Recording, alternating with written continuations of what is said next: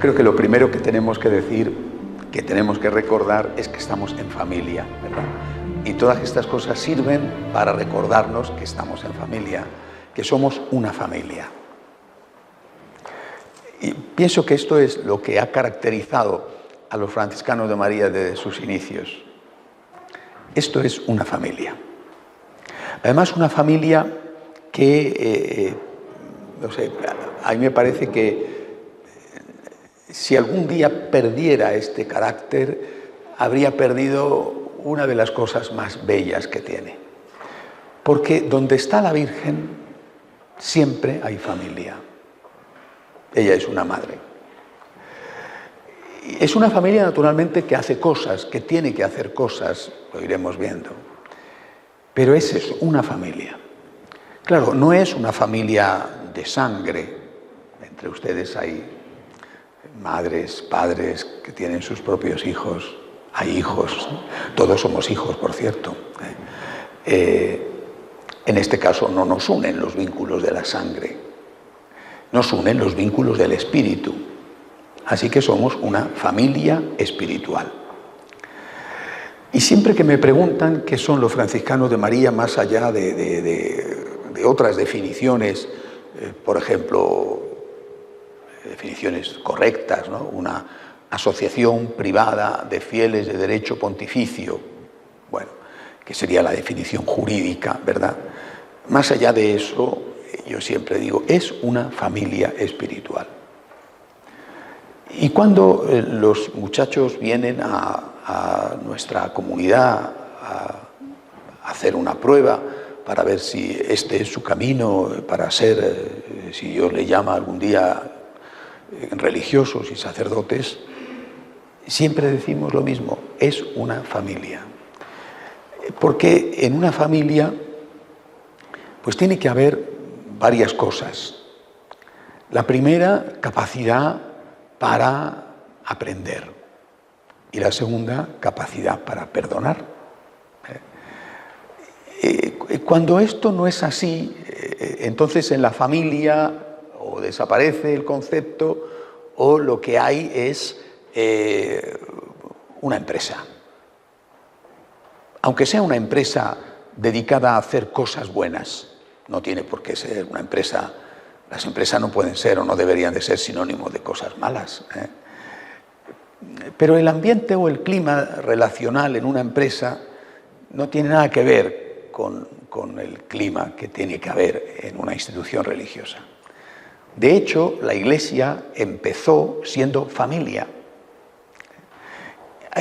Fíjense que la palabra Iglesia solo se aplica a dos realidades. La Iglesia diocesana universal, es decir, la Iglesia diocesana que siempre con el Papa, bajo el Papa, constituye la Iglesia universal, y la otra realidad es la familia. La Iglesia empezó siendo familia, Iglesia doméstica se llamaba, que no significa Iglesia domesticada, que son cosas distintas. Doméstica, de la palabra domus en latín, que significa casa, significa el hogar. Y quiero empezar por este punto porque estamos, además, como ustedes saben, en un momento muy especial, el momento en el cual estamos preparando el próximo sínodo de la familia y hemos celebrado ya una parte de ese sínodo, es decir, un sínodo en dos tiempos, uno preparatorio y el otro un sínodo que tendrá lugar, si Dios quiere, en octubre. Y se debate sobre la familia en los parlamentos, probablemente los temas de familia y de vida sean los temas más conflictivos, más apasionantes en casi todos los parlamentos del mundo, y no para bien, es decir, son motivo de conflicto porque agreden a la familia y a la vida. Así que en este contexto, cuando me planteo, y nosotros, ¿cuál es nuestra espiritualidad? Primera cosa, somos una familia. Eso, por favor, no lo olviden nunca. Ustedes han sido llamados a formar parte de una familia. Hay una escena en el Antiguo Testamento que se olvida, que a mí me parece importante.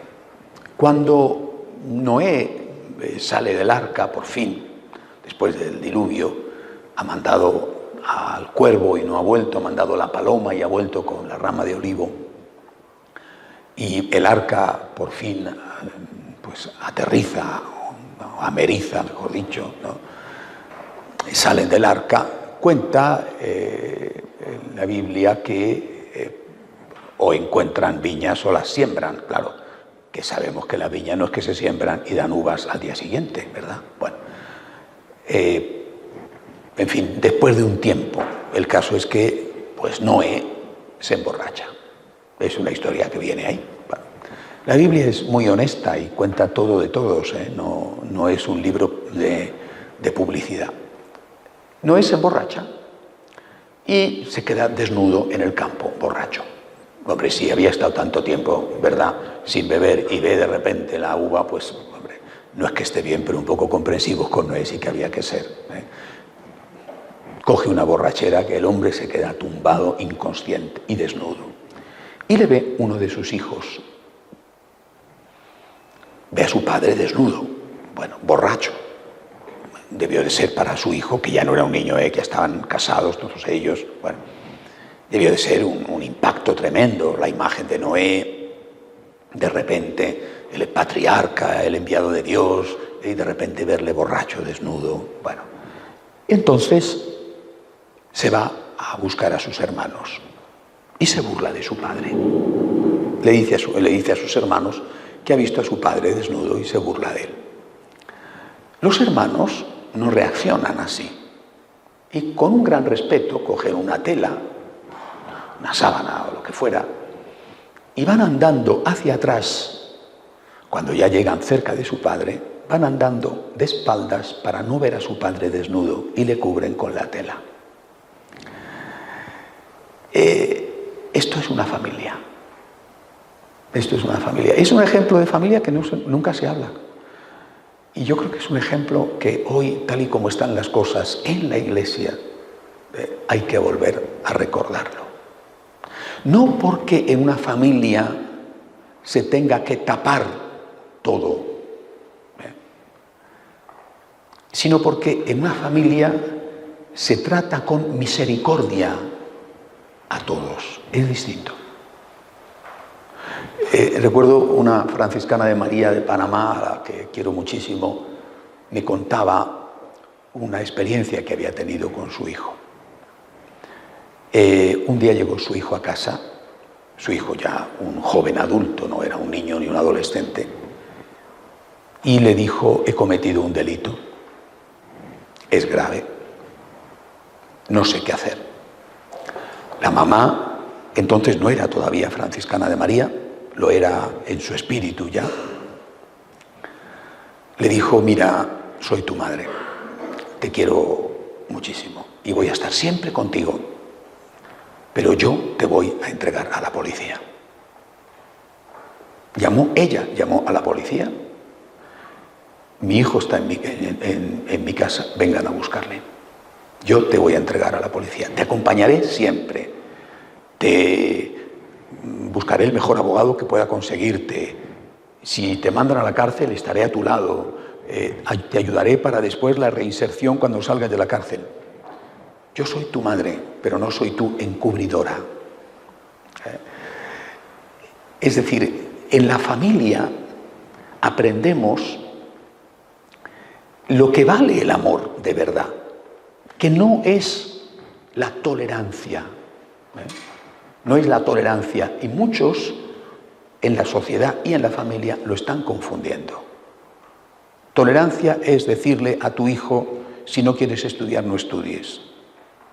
Tolerancia es decirle a tu hijo: si eres un drogadicto, yo voy a ayudarte, porque eres mi hijo. O decirle a tu hijo: has hecho una cosa mala, pero yo te voy a defender, voy a taparlo, porque lo que no quiero es que a ti te ocurra nada como debería de ocurrirte por lo que has hecho. Eso es tolerancia. Misericordia es otra cosa. En la familia aprendemos, siguiendo el ejemplo de Noé, a tratar con misericordia los defectos de los nuestros. Y a tratar con misericordia también los defectos propios. Es decir, dos de los puntos de nuestra imitación de Cristo nos hablan precisamente de eso. Nos hablan de volver a empezar y de perdonar y pedir perdón.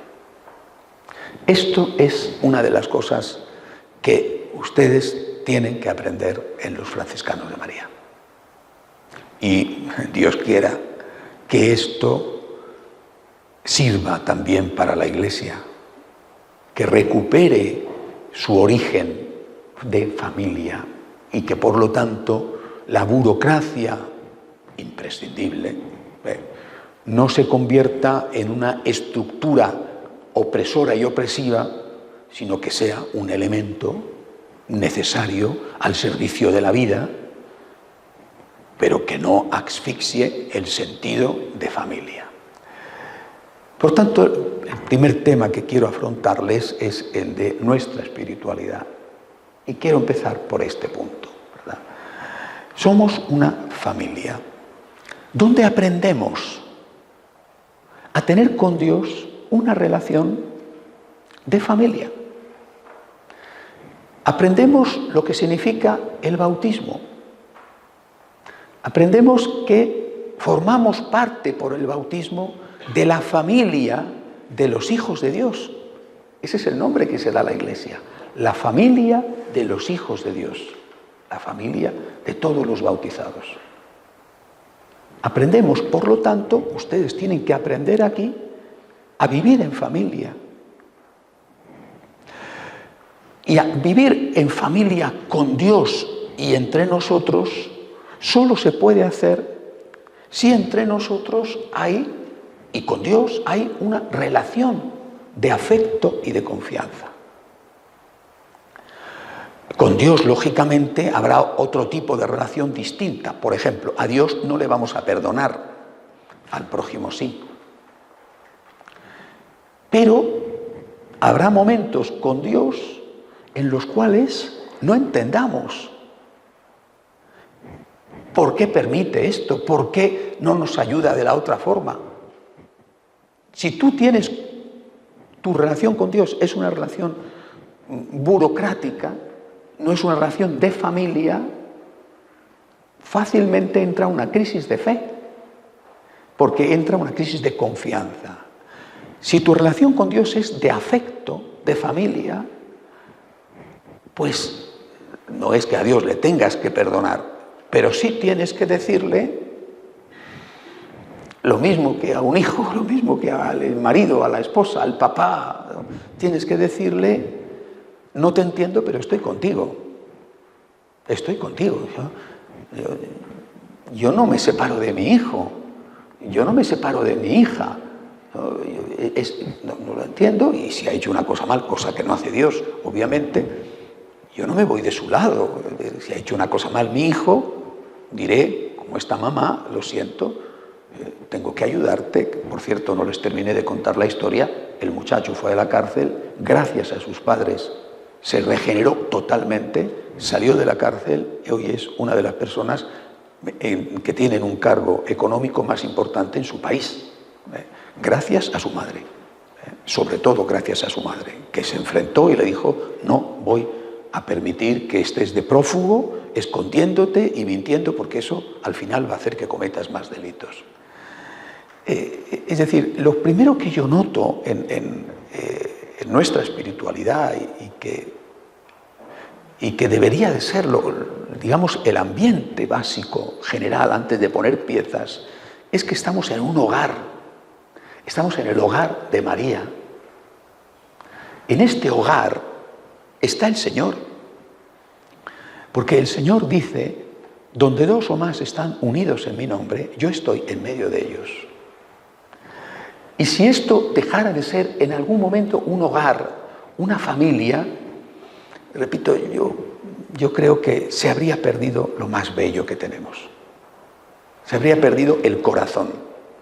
Si en algún momento nos convirtiéramos en una estructura, incluso que hace bien o que hace el bien, no solo el bien social, sino el bien también evangelizador,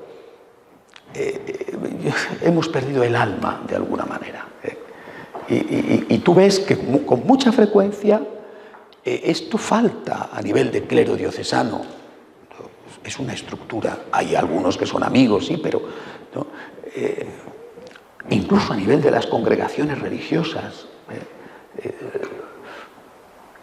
No sé si es verdad aquella crítica feroz, yo creo que no es cierta al 100%, pero algo quizás sí, por lo menos de antes, viven sin amarse y mueren sin conocerse. Es decir, viven el uno al lado del otro, viven sin amarse y mueren sin conocerse. Bueno, esto es lo más importante. O sea, ¿cuál es nuestra espiritualidad? La de una familia. La de una familia. Ustedes tienen que venir aquí a aprender cómo se vive en familia. La familia de los hijos de Dios, que tienen, naturalmente, un distintivo añadido, y digo un distintivo añadido, no un distintivo único, porque esta familia de los franciscanos de María no es una familia aparte de la Iglesia. Nosotros somos una parte de la Iglesia. Y para nosotros ha sido, es, y Dios quiera que siempre sea, mucho más importante ser católicos que ser franciscanos de María. Yo primero soy católico. Esto para mí es fundamental y tengo que decírselo. ¿Cuántas veces he comprobado con sufrimiento que quizá por un problema de poca formación teológica de algunos fundadores o por otros motivos que Dios sabrá, en muchos grupos de la Iglesia se valora el propio movimiento más que la propia Iglesia, y es más importante pertenecer a ese movimiento que pertenecer a la Iglesia. Si no fuera por ese movimiento, tú no estarías en la Iglesia. Esto puede tener una cierta justificación inicial. Recuerdo que hace años, planteando esta objeción a un experto y hablando de determinado movimiento en que esto es muy evidente y no es el único, son por desgracia bastantes, me decía, tiene una cierta explicación, porque muchas de las personas de este grupo se han encontrado con Dios gracias a este grupo y por lo tanto han identificado Dios con el grupo. Y yo me decía, esto quizás sea una cierta explicación.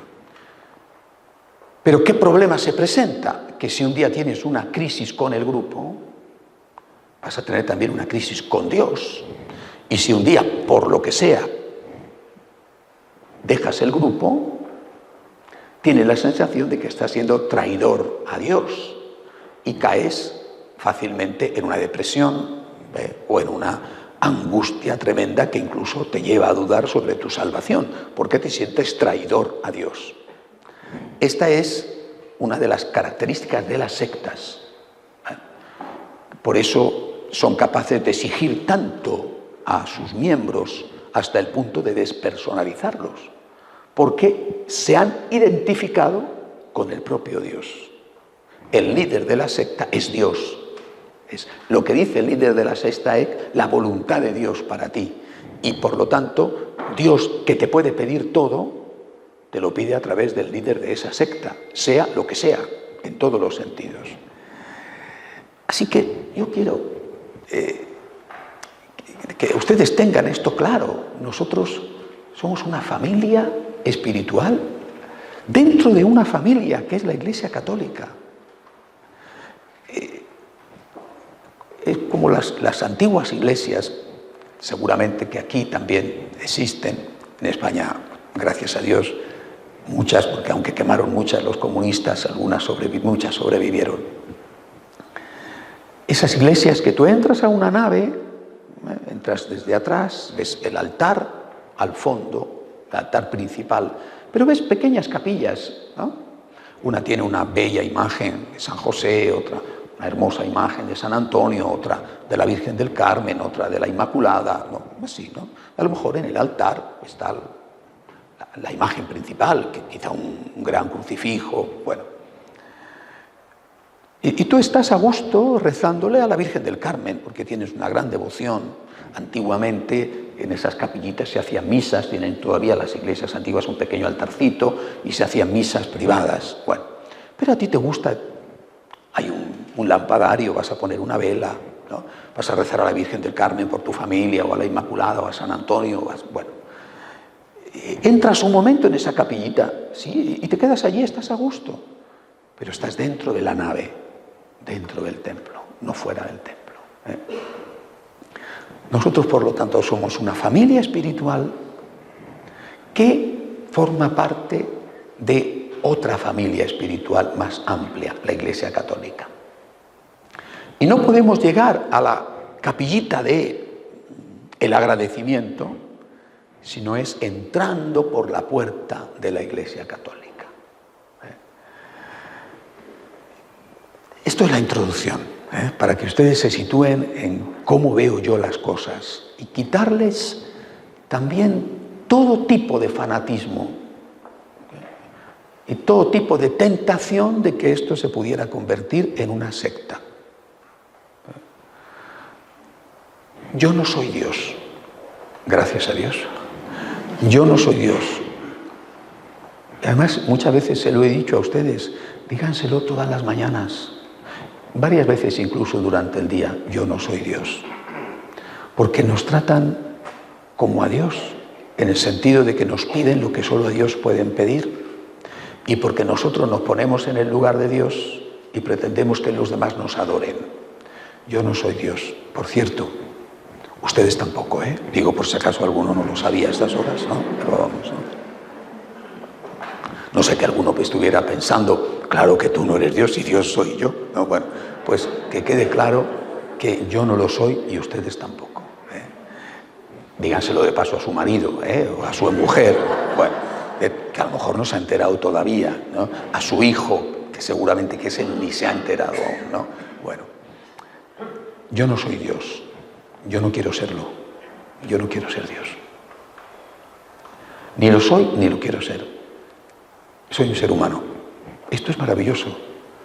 Tiene un montón de pegas ser un ser humano, pero tiene un montón de cosas maravillosas.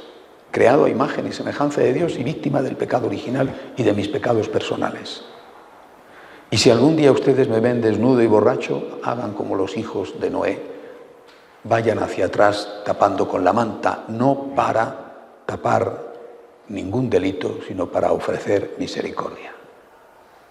Y entre nosotros tenemos que tener esta misma medida.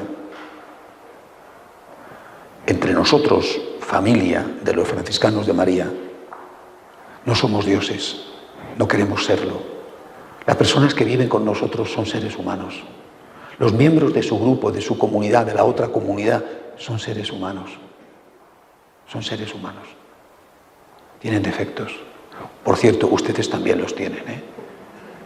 Y por lo tanto, aquí venimos a aprender a eso, a amar al prójimo, que es un ser humano con defectos.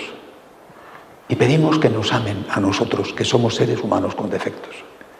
Y aprendiendo esto, no solamente lo aplicamos entre nosotros, sino que lo aplicamos al resto. No se imaginan la de problemas que me presentan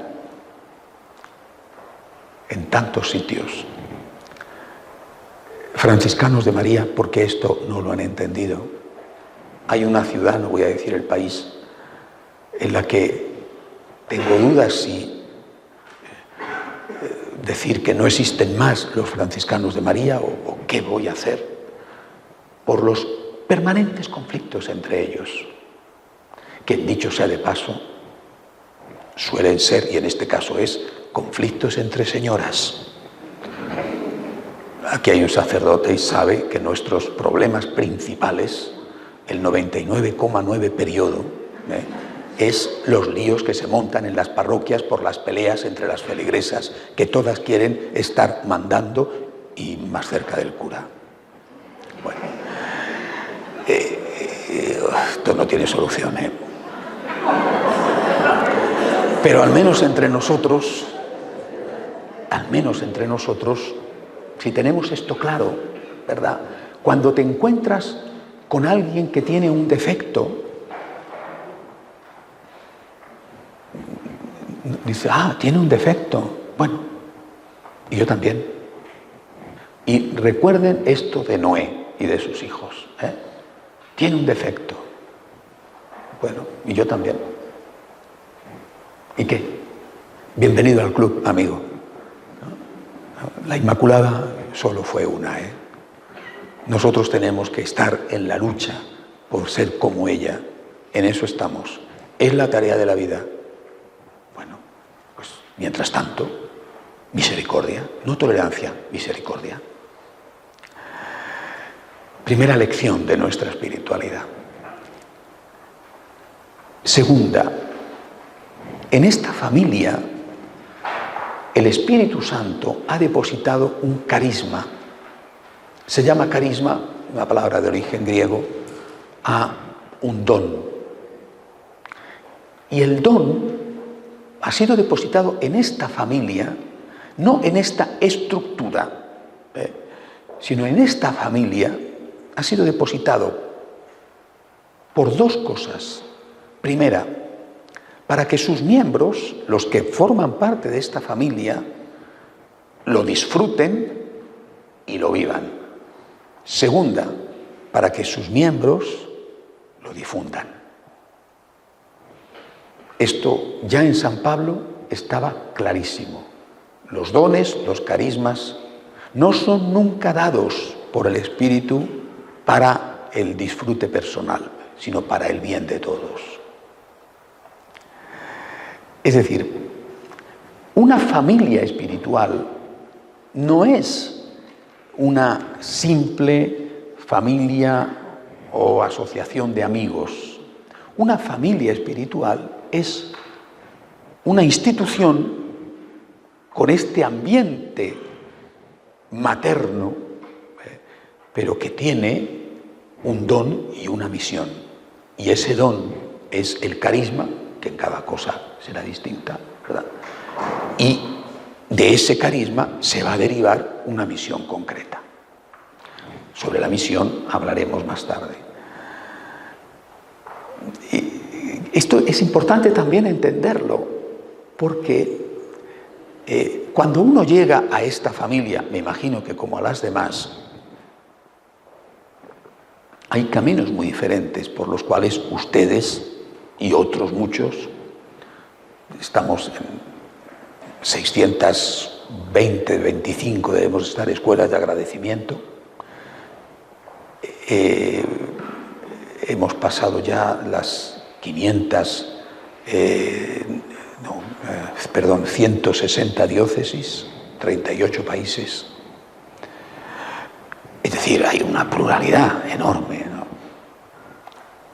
Las personas han llegado aquí por los motivos más diversos. Te lo ha dicho un amigo, te lo ha dicho un familiar, lo has visto por la televisión. Los motivos más diversos. Tenías un problema y has acudido y has encontrado una ayuda. Siempre la primera parte, inevitable, lógica, hasta puedo decir buena, es cuando uno se acerca aquí, es egoísta. Perdonen, la palabra egoísta no puede unirse a la palabra buena, por eso vamos a poner egoísta entre comillas. De un egoísmo sano y legítimo, lo mismo que es egoísta y es bueno comer o dormir, porque si no te mueres, ¿no? Bueno, es decir, tú te has acercado aquí y has encontrado algo que a ti te ayuda de muchas maneras. Te ha dado más paz,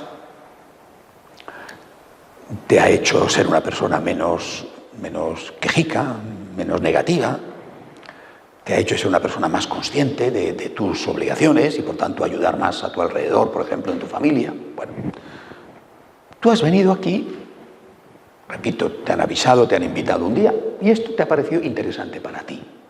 Bueno, lógico, así debe de ser. Toda institución tiene como primer objetivo conducir a sus miembros a la santidad. Es decir, la santidad para mí es sinónimo no solamente de perfección, sino de felicidad. Porque la felicidad es estar con Dios. Por tanto, toda institución tiene como objetivo ayudar a que sus miembros estén con Dios, es decir, sean felices y puedan alcanzar la felicidad eterna. Si Dios se la regala, están en gracia. Bueno.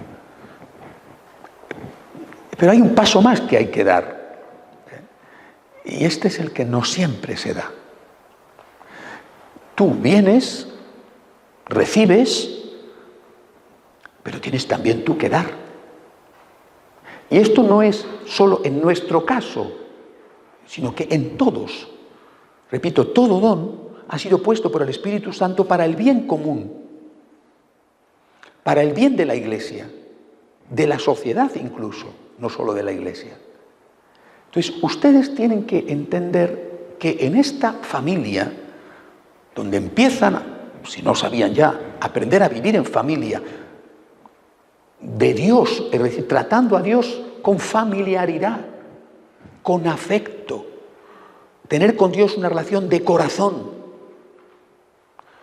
y donde empiezan a tratar a los demás, personas que no son de su familia de sangre, que son de su grupo, de su movimiento, o personas que sí son de su familia de sangre, porque no van a tratar como familia solamente a los franciscanos de María.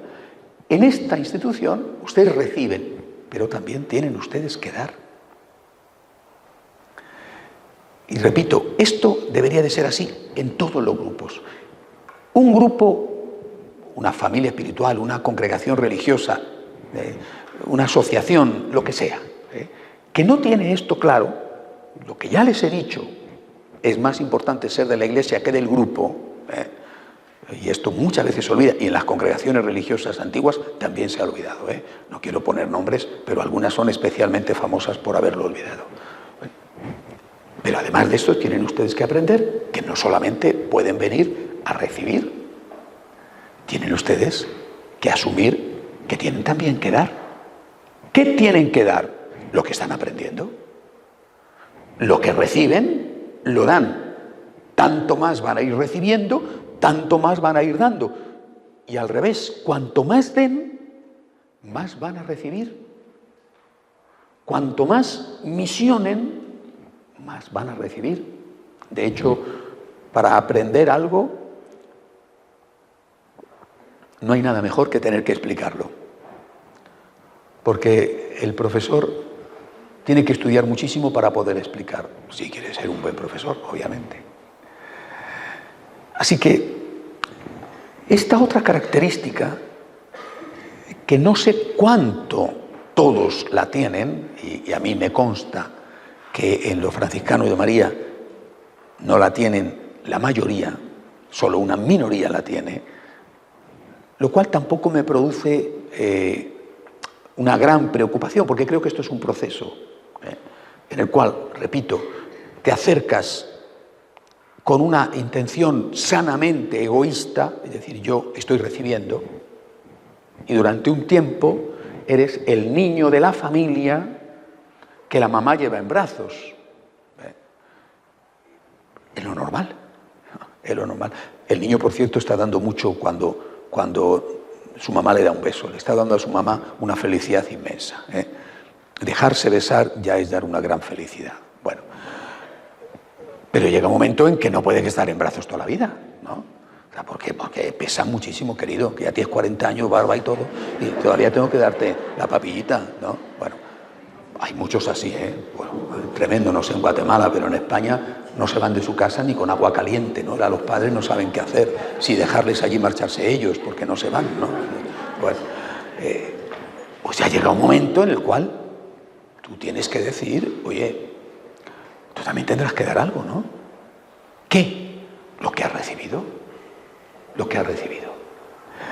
Y repito, esto es la misión, lo veremos, pero desde ahora tiene que quedar claro. Entonces ustedes tienen que preguntarse a estas alturas, ¿experimento esto como una familia? Y si no es así, ¿qué parte de responsabilidad tengo yo?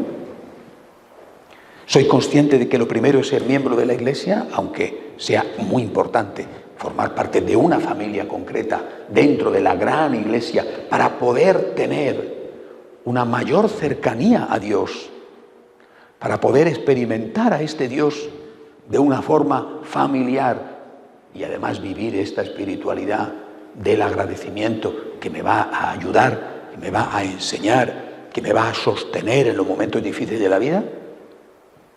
Y después, ¿soy consciente de que tengo que dar? ¿Qué están ustedes dando? Repito, hablaremos de la misión, pero ya ustedes tienen que empezar a hacerse preguntas. Siguiente cosa sobre la espiritualidad del agradecimiento. Vale, hasta ahora estoy simplemente poniendo el marco. El agradecimiento. Pero no el agradecimiento sin más. El agradecimiento es una virtud humana. Es una virtud humana muy decorativa. Es decir, nadie la practica. Bueno, pero es la virtud humana con la que todo el mundo está de acuerdo. Es curioso que si hablas de la virtud de la pureza o de la laboriosidad, habrá gente a favor, en contra, ¿no? Todo el mundo está de acuerdo con el agradecimiento, pero todo el mundo está de acuerdo para que lo practique el otro. Mis hijos tendrían que ser más agradecidos. Mi marido no sabe lo que tiene en casa. Mi marido no sabe la joya que tiene. No me valora. Mi marido no me valora. Bueno, por favor, las señoras dejen de dar codazos a los señores que están al lado. O mi mujer no sabe la suerte que tiene de estar casada conmigo. Porque claro, fíjate en el otro y en el otro y en el otro. Y yo, en cambio... Es decir, generalmente el agradecimiento, todo el mundo lo ve bien. Yo creo que el único que no lo debió de ver bien fue Stalin, que no es precisamente un santo de mi devoción y confío que no lo sea de ninguno de ustedes. Aunque me he encontrado con personas que se llamaban Stalin y se llamaban Lenin. En América uno se encuentra con cualquier cosa. Bueno, pues Stalin dijo aquello de el agradecimiento es un defecto de los perros, porque decía que el único ser vivo agradecido era el perro, y eso era un defecto. Fíjense el concepto que tenía Stalin del agradecimiento. Así hizo lo que hizo, naturalmente. Pero en general el agradecimiento es algo que la gente ve bien para que lo practiquen los demás. Y después, cuando entramos al contenido, ahí ya no hay unanimidad. ¿Qué es agradecimiento? Por ejemplo, para muchos agradecimiento es cortesía. Gracias. Con distintos tonos. Hay un país de América, no voy a decir cuál, que dice que siempre añaden cuando te dan gracias una interjección. Gracias, gracias, a un castellano como yo le suena como, eso es un modismo, no tiene mayor importancia, ni lo dicen ellos en ese sentido. Digo que a un castellano como yo le suena como, con eso ya tiene bastante. Date por contento. Y muchas veces nos encontramos con que la gente, si les has hecho un favor, incluso un favor notable, ¿no? Y después de un tiempo ves que no han respondido con agradecimiento y les interpelas, te contestan diciendo, si ya te di las gracias, ya te he dado las gracias, ¿qué más quieres? Hombre, que te he salvado la vida, ¿no? Es decir, bueno, ya te he dado las gracias. O sea, la cortesía se ha convertido, y la cortesía es buena, yo creo que hay que ser bien educados y ser corteses, y desde niños, por lo menos a mí, me enseñaron aquello de niño que se dice, ¿no?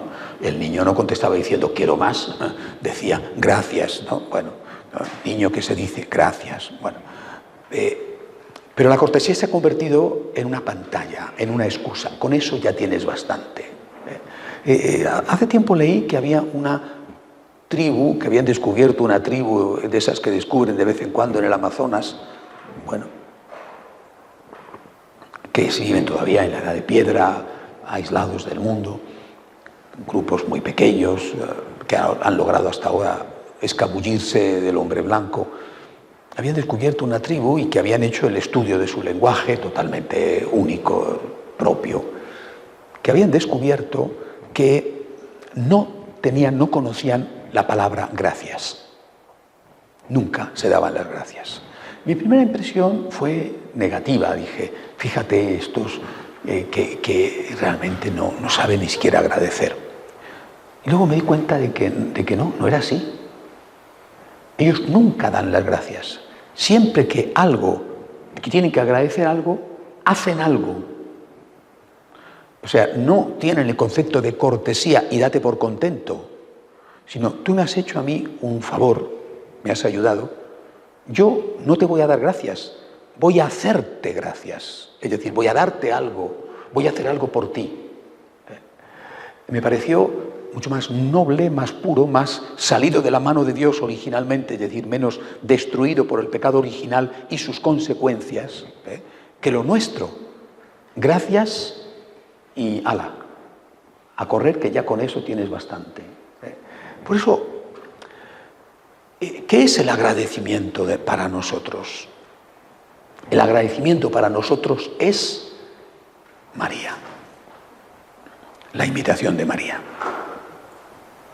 Acabamos de celebrar la solemnidad de la Inmaculada Concepción de María y yo les predicaba en la misa que celebré Santiago de Chile, les predicaba cómo para nosotros en España a la Virgen en esta fiesta la llamamos la Inmaculada, es la fiesta de la Inmaculada, pero popularmente se dice la Purísima.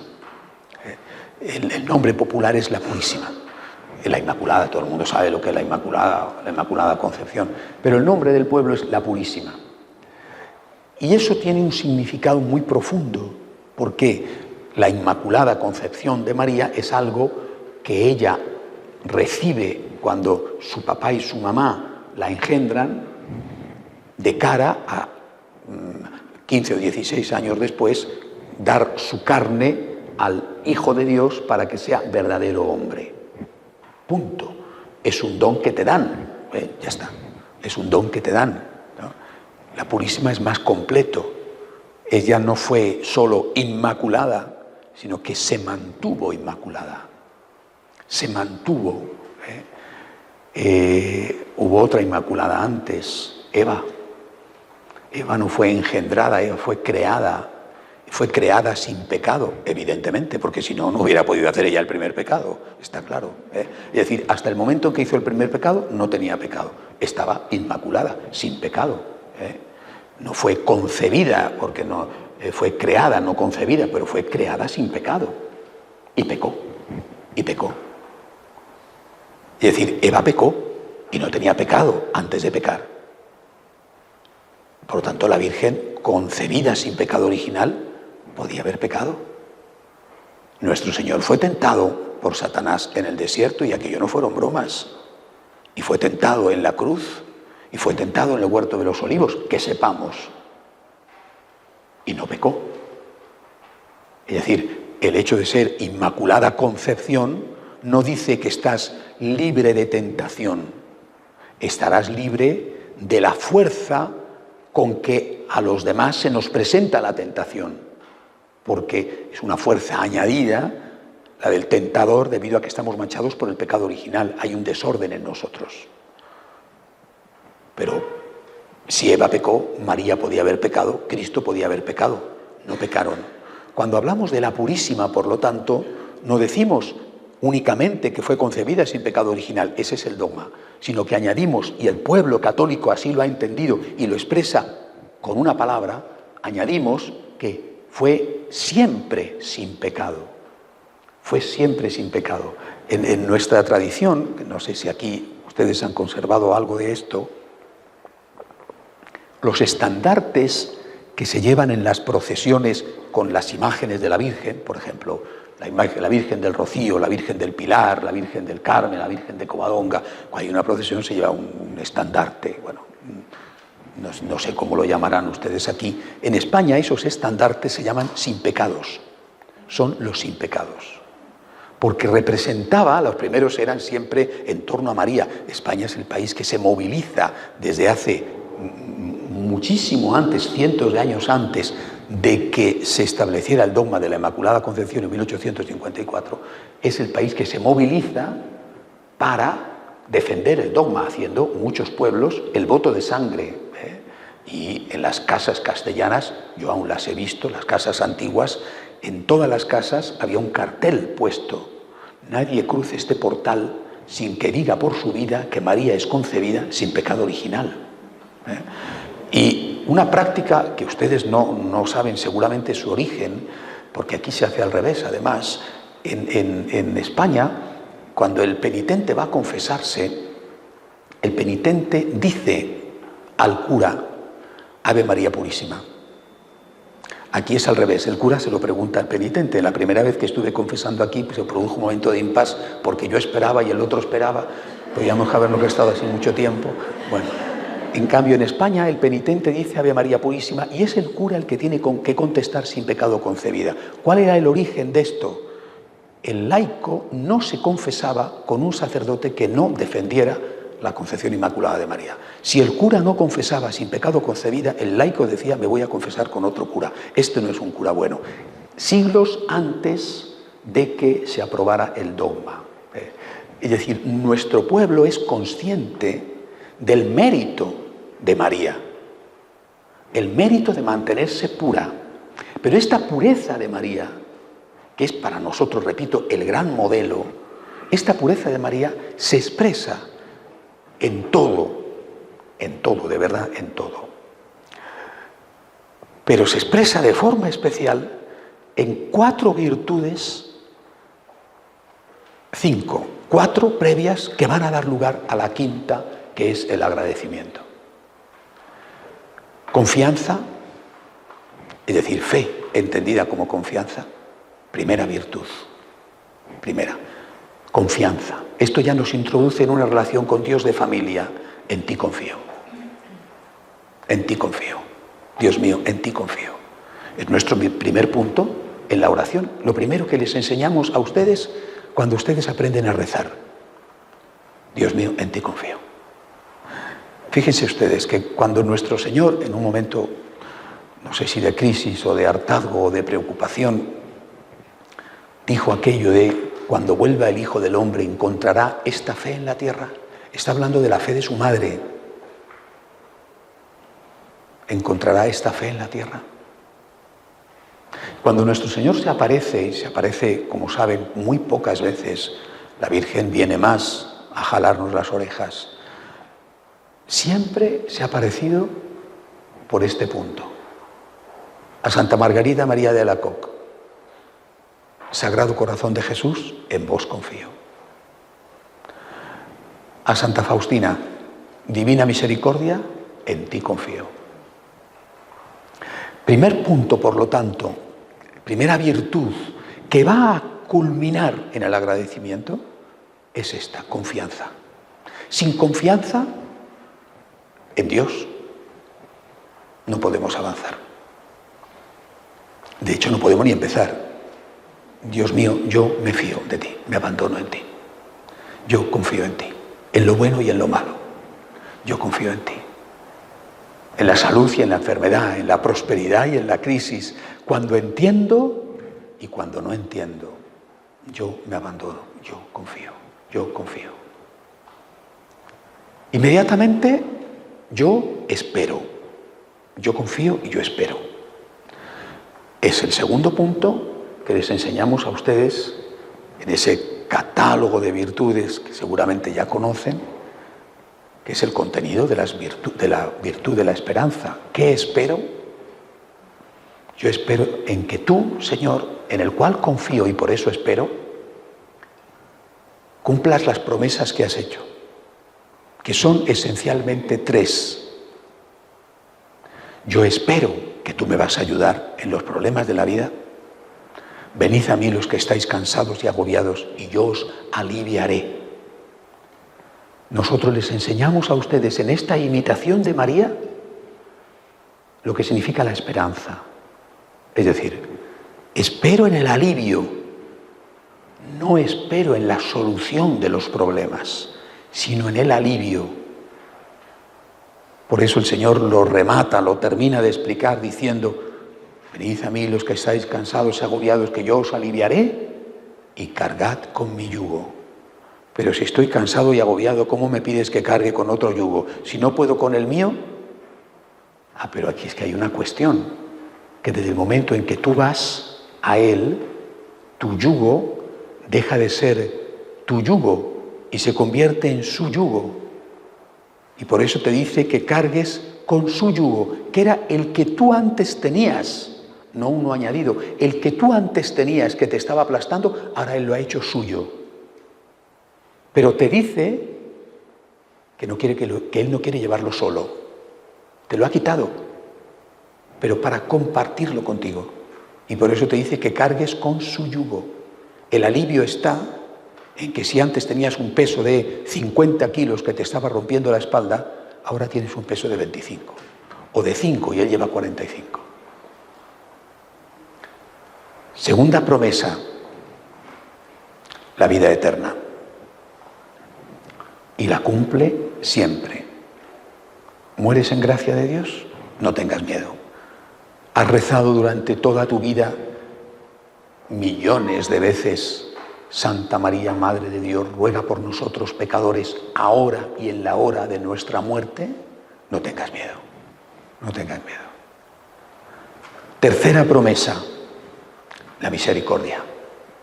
Nunca hayas hecho lo que hayas hecho, un pecado popular, porque la gente considera que determinadas cosas ya no son pecado, un pecado vergonzante o un delito, que es un pecado y algo más, hayas hecho lo que hayas hecho, si tú le dices a Dios: perdóname, Dios te va a perdonar.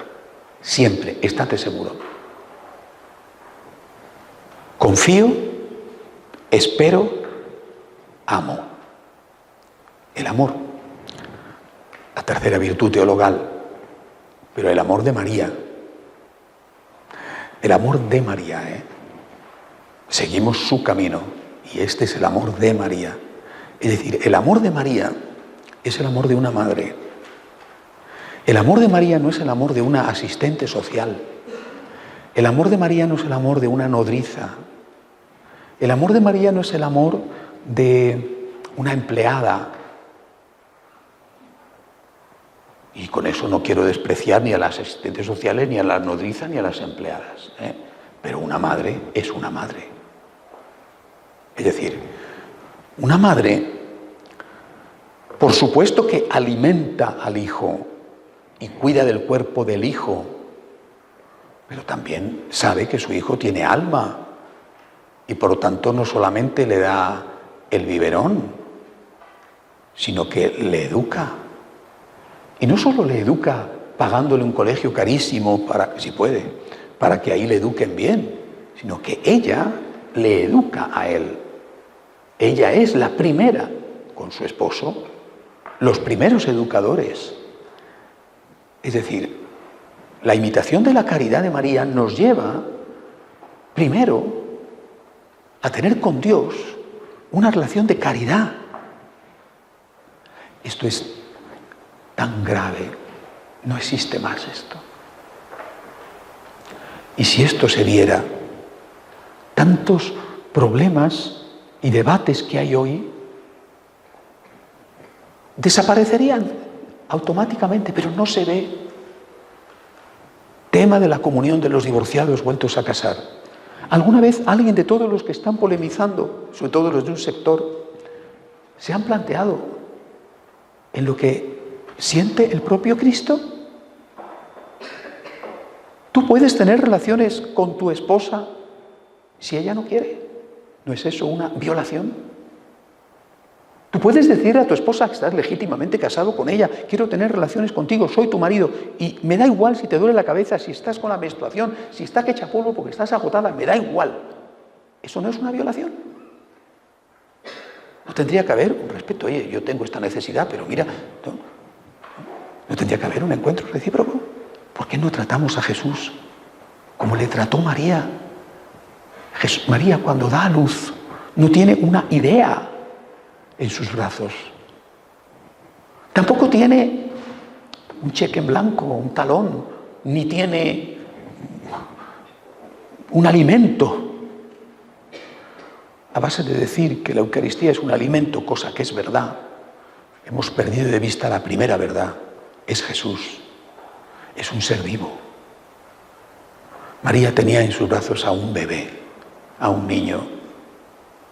No tenía una idea, un concepto, ni un bidón de gasolina que nos ponemos en el motor de nuestro carro para que siga funcionando. Es decir, para María la primera caridad era para con Dios, que además era una creyente judía, que tiene como primer mandamiento: amarás a Dios sobre todas las cosas. Todo esto prácticamente ha desaparecido en el catolicismo. Si las cosas se vieran así, lo primero que tienes que plantearte para vivir la caridad es amar a Dios con todo tu corazón, porque Jesús lo dice claramente cuando le preguntan: Maestro, ¿cuál es el principal mandamiento? Dice, primero, y establece un orden, primero, porque aquel orden establecido por Moisés era revelado, le había sido revelado por Dios en el Sinaí. Hay un primero y un segundo, hay en el árbol una raíz y hay un tronco, unas hojas y unos frutos, y si no hay raíz, no hay ni hojas ni frutos. Esto ha desaparecido prácticamente ya de la Iglesia. Repito, todos los conflictos que vivimos desde hace décadas giran en torno a esta incapacidad de comprender que Dios es un ser vivo, que tiene un corazón que late, que es un niño, que es un hombre, que es un crucificado. Su madre lo entendió perfectamente. Por eso, si no volvemos a María, imposible. Primero, tú estás amando a Dios, tu caridad tiene que ser con Dios. ¿Cómo amas tú a Dios?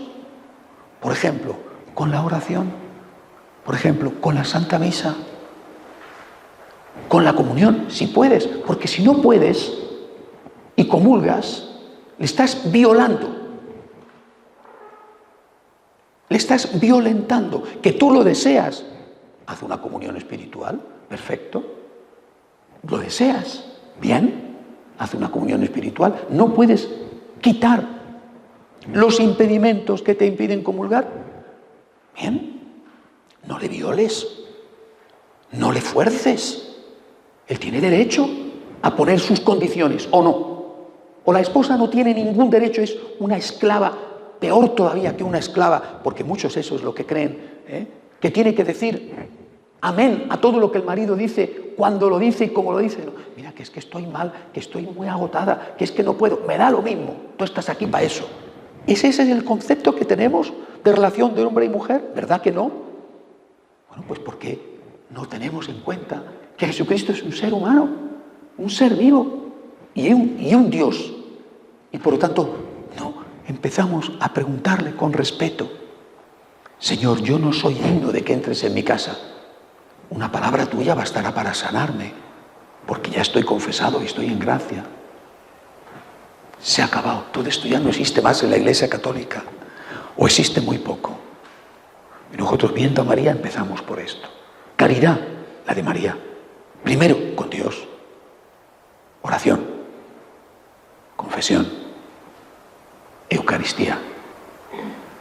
Si no, no hay caridad para con Dios. Estás haciendo tantas cosas, sí, admirables, buenas, estupendo, me parece bien, repito, pero tú no eres una nodriza, tú no eres una empleada, tú eres una madre. Y una madre cuida el alma. En este caso, cuida a Jesús. Jesús no es para mí un bien de consumo. Jesús para mí es mi Dios, mi Señor, mi amigo, mi todo. Caridad para con Dios. Y luego, naturalmente, caridad para con el prójimo. Naturalmente. Porque en ese prójimo también está Dios. Cuarta virtud, la humildad. La humildad es,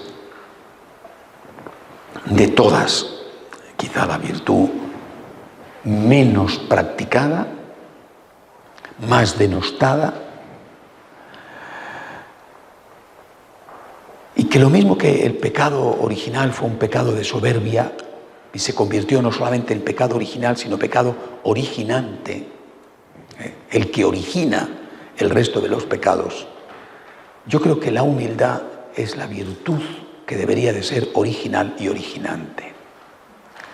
De hecho, aunque la ponemos en cuarto lugar, porque la Iglesia nos enseña que las anteriores son las virtudes teologales, que son las más importantes, en cierta forma debe de ir la primera.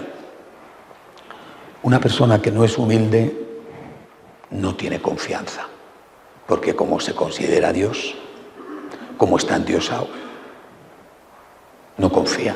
¿En quién va a confiar? Que sea más grande o más fuerte que Él, si Él es Dios. Una persona que no es humilde no espera. ¿De quién va a esperar ayuda? Si Él es Dios. Y una persona que no es humilde no sabe amar. Solo se ama a sí mismo. Así que la humildad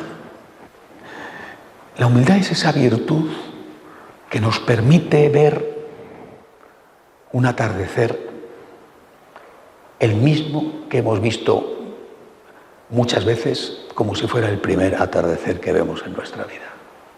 La humildad es la virtud que tienen los que son capaces de sorprenderse. Y sobre todo los que son capaces de sorprenderse cuando alguien les ayuda. ¿Tú me ayudas a mí? Si yo no lo merezco, gracias. Por eso la humildad se traduce en el agradecimiento. El humilde sabe agradecer, el soberbio no. Si ustedes han tenido la desgracia, confío en que canjeable por una buena posición en el cielo, a ser posible con vistas permanentes a la Virgen María, yo no pido otra cosa. Yo quiero tener una casa allí, aunque sea humilde, donde la esté viendo a todas horas. Si han tenido ustedes la desgracia de vivir con un egoísta, es decir, con un soberbio, ustedes saben lo que es eso. Es un auténtico martirio.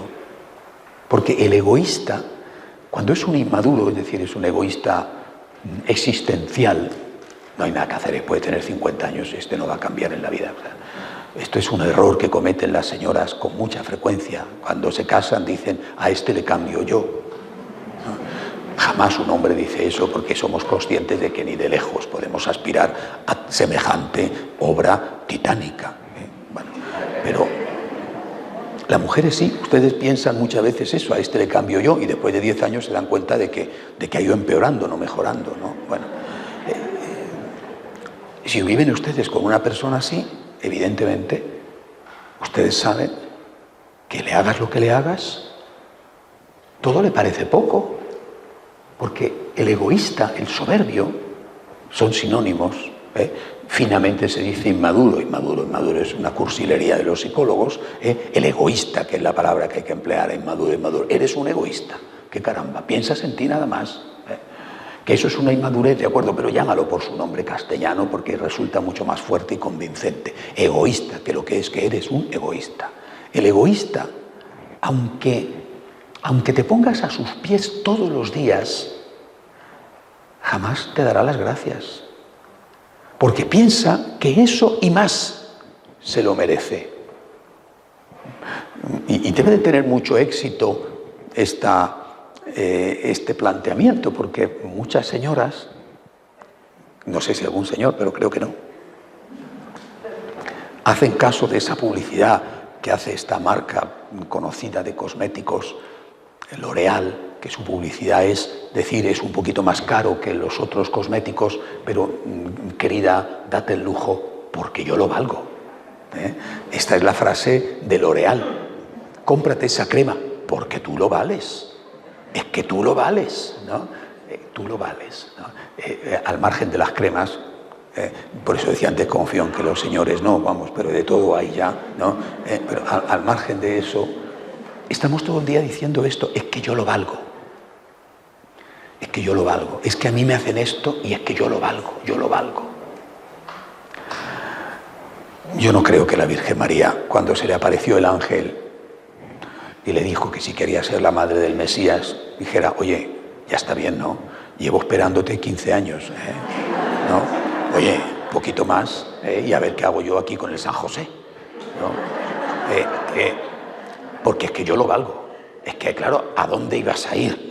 Si no a mí, que soy súper, ¿no?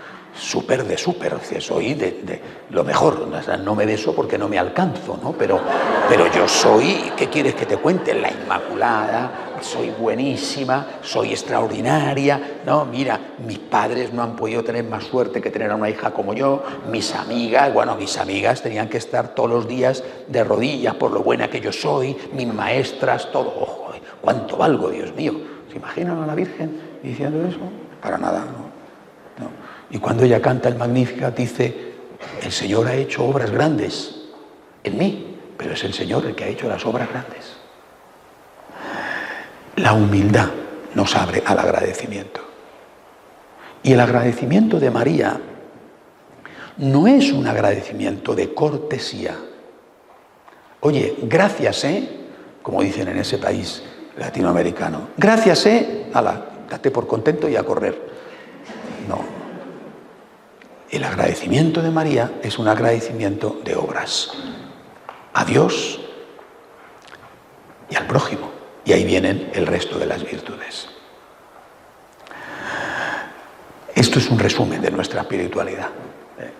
Una familia que quiere tener con Dios y con los otros miembros esa relación de familia. Una familia que quiere imitar a María en su fe, su esperanza, en su amor, que quiere imitarla en su humildad y que quiere imitarla en su agradecimiento. Hacemos un momento de oración en silencio.